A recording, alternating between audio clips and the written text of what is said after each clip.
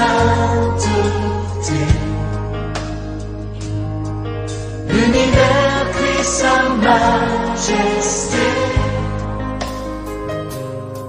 Chantons gloire et puissance, force et louange à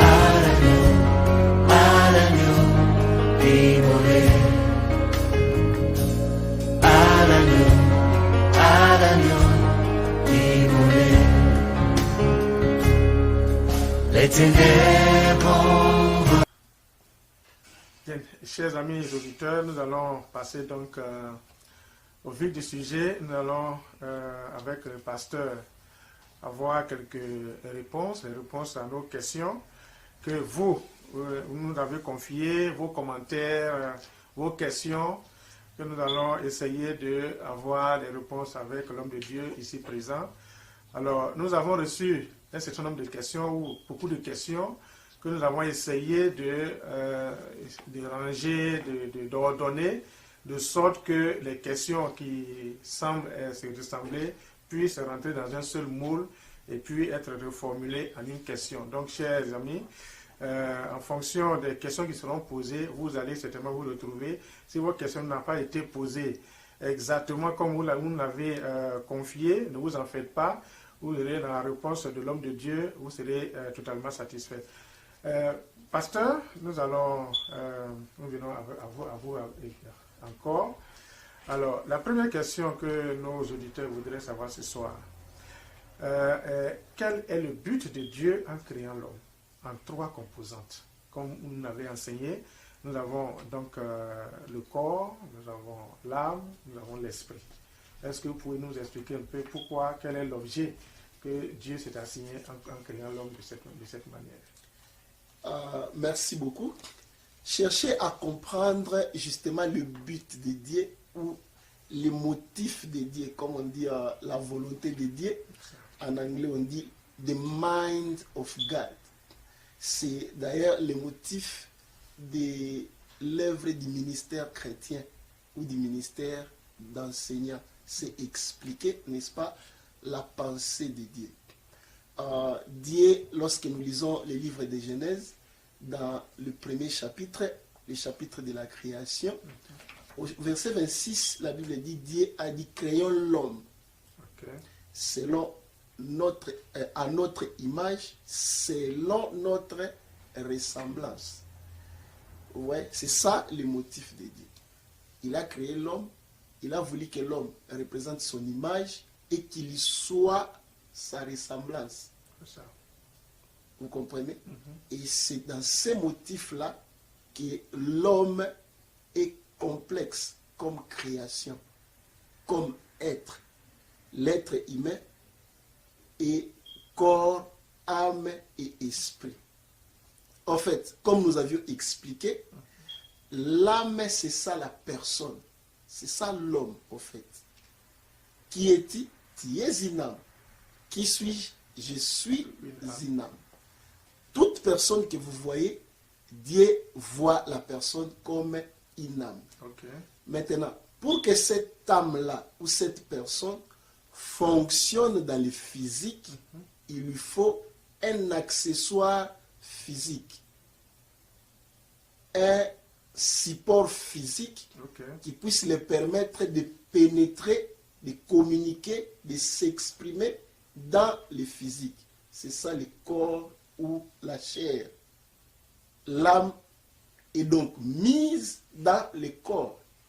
Et maintenant, pour que cet homme-là soit capable de converser, de se connecter avec l'origine, c'est-à-dire le Créateur, Dieu lui-même, qui est esprit, l'homme a besoin d'un support spirituel pour, n'est-ce pas, se manifester dans les sphères spirituelles. Voilà pourquoi tout cet ensemble du corps et de l'esprit, donné à l'âme comme support, font ce que nous appelons l'homme, et l'homme devient complet à compléter ou à exécuter le plan de Dieu sur la terre. Je pense que c'est ce que nous avions dit dans l'enseignement, et c'est ça la pensée de Dieu pour que l'homme soit complet et qu'il représente valablement les atouts de Dieu lui-même dans toutes les sphères, que ce soit dans les sphères spirituelles, que ce soit dans les sphères physiques. Merci beaucoup. Merci, pasteur, pour cette réponse. Alors, l'homme est notre âme, constitue ce que nous sommes en réalité, pour juste résumer ce que vous venez de dire. Et nous avons deux supports. Un support qui nous permet d'opérer dans le physique, qui est le corps, et un autre support qui nous permet d'opérer dans le spirituel, qui est l'esprit. Parfaitement. Merci, pasteur. Alors, à cela, il ne faut pas confondre. Parce que tellement qu'il n'y a que le corps qui est visible, Ça. beaucoup de gens, beaucoup d'hommes croient que leur corps c'est eux. Non.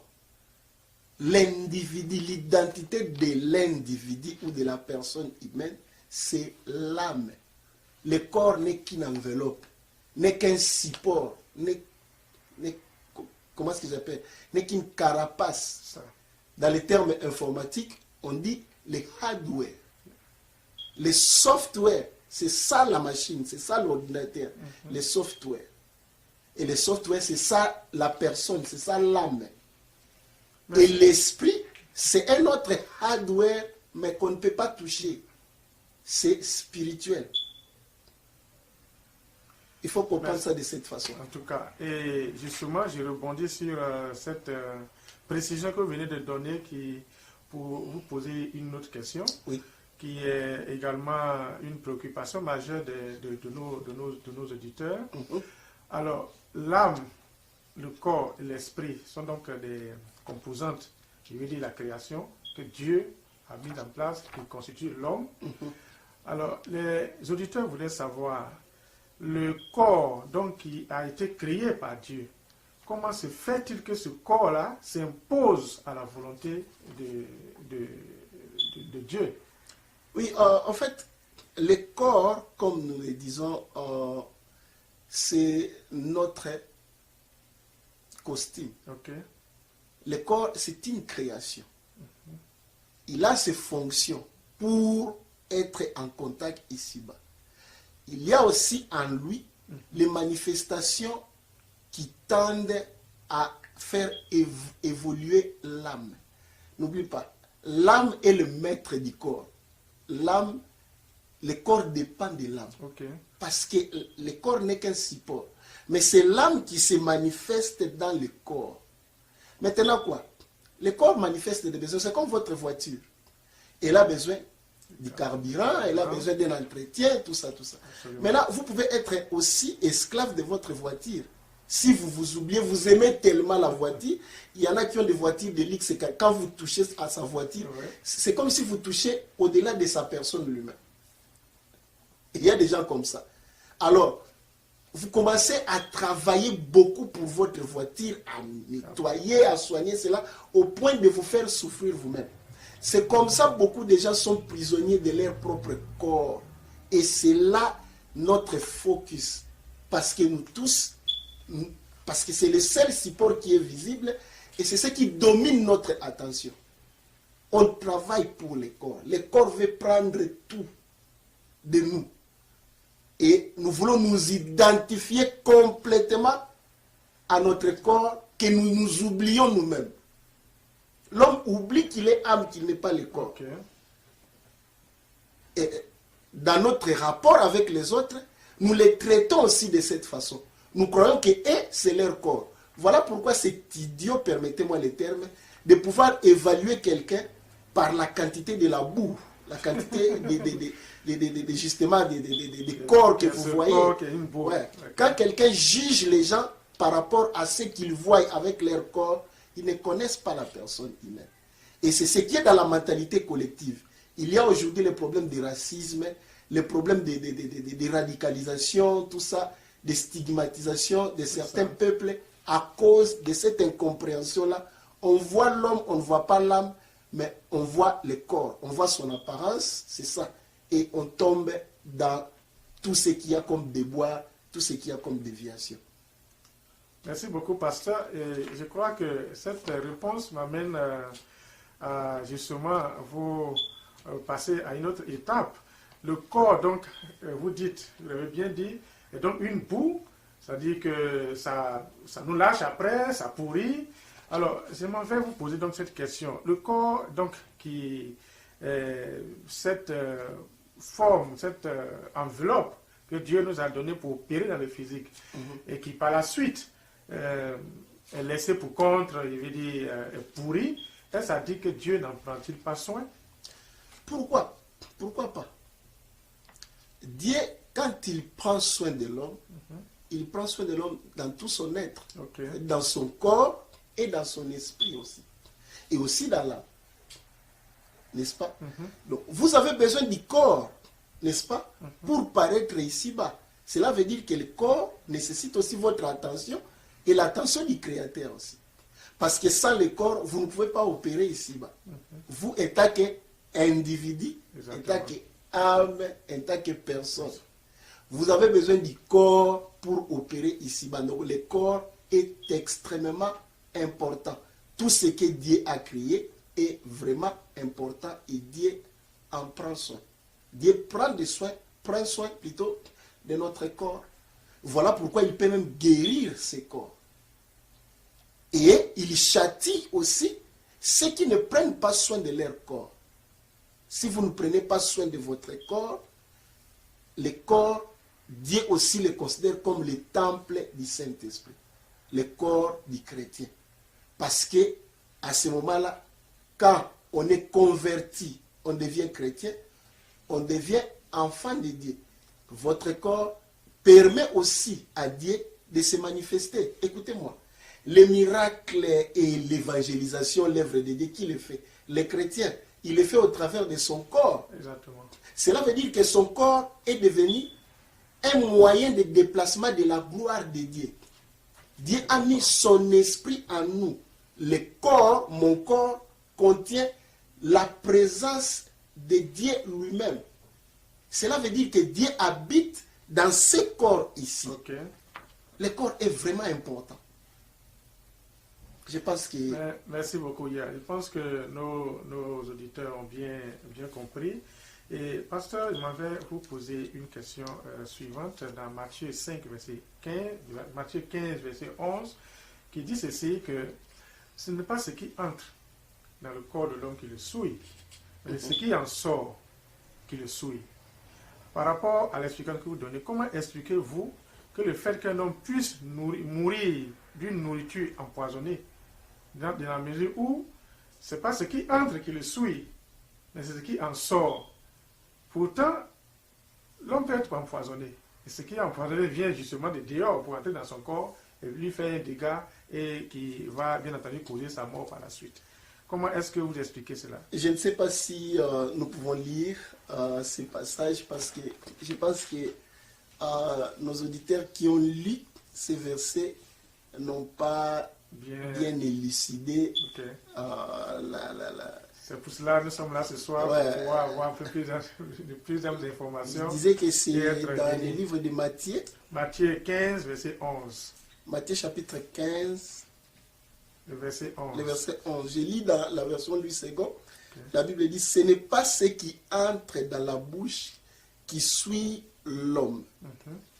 On n'a pas dit ici qui suit le corps ou quoi que ce soit. On a dit l'homme. C'est-à-dire, on prend l'homme dans son entièreté. Mais lorsqu'on tutoie l'homme, on voit qui? On voit quelle portion? L'âme. On voit l'âme. Mais ce qui sort de la bouche, c'est ce qui suit l'homme. Vous voyez? Et il a énuméré ça. Ce sont les mauvaises pensées, tout ça, tout ça. En fait, comme j'ai dit, le corps n'est pas l'homme. C'est l'âme qui est l'homme. Ce qui entre dans le corps est pour la nourriture de la chair. Ça n'affecte pas l'âme. Les aliments, tout ce qu'on mange, tout ce qu'on boit, tel que la boisson que vous nous présentez ici, ou bien les aliments, s'il y avait des pains ou quoi qu'on mange, ça ne touche pas notre âme. Ça touche le corps. Et s'il y a du poison, ça peut détruire le corps. Mais ça ne détruit pas l'homme.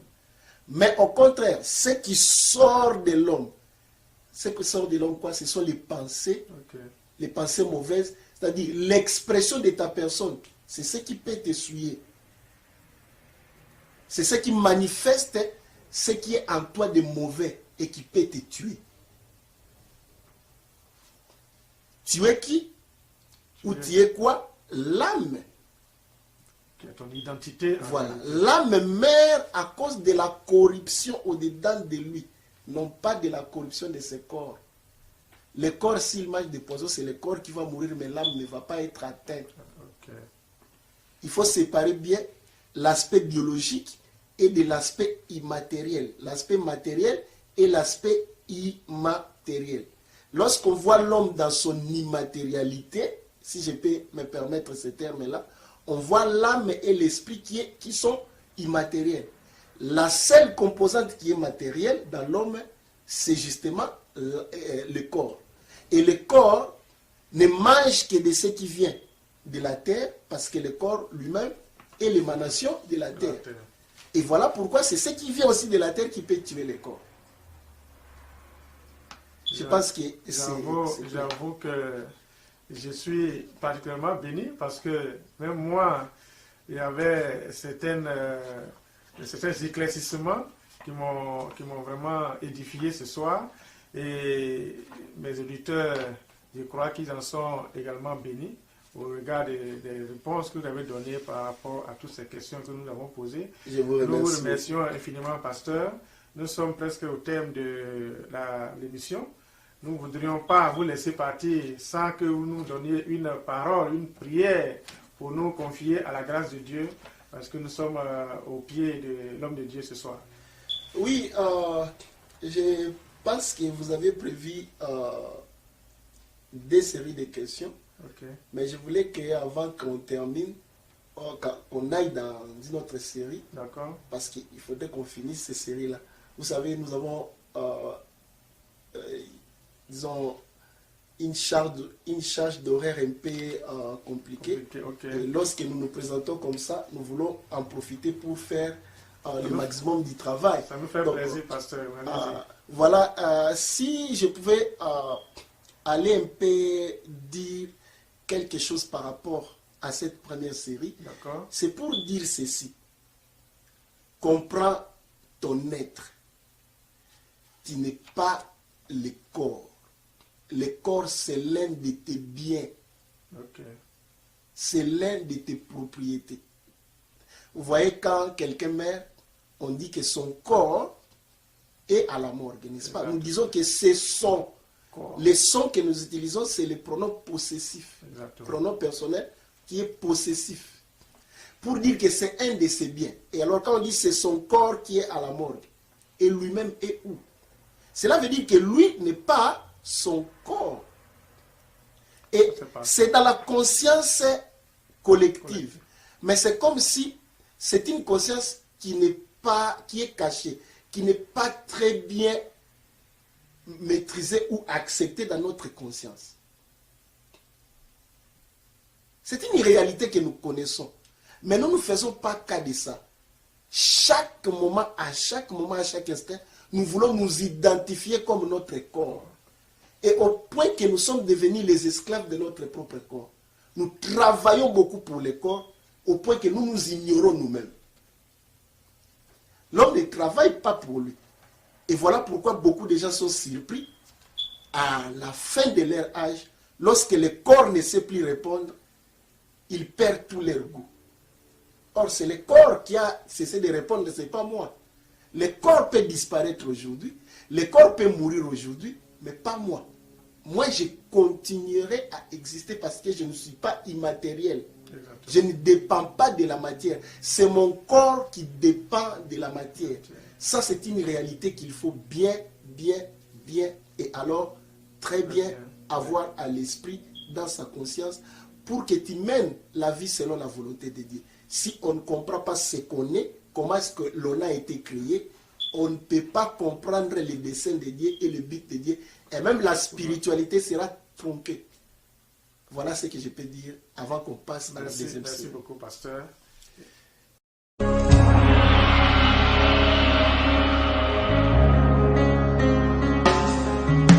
les anges, sa sainteté, l'univers crie sa majesté. majesté. Chantons gloire et puissance, force et louange à l'agneau immolé. À l'agneau immolé.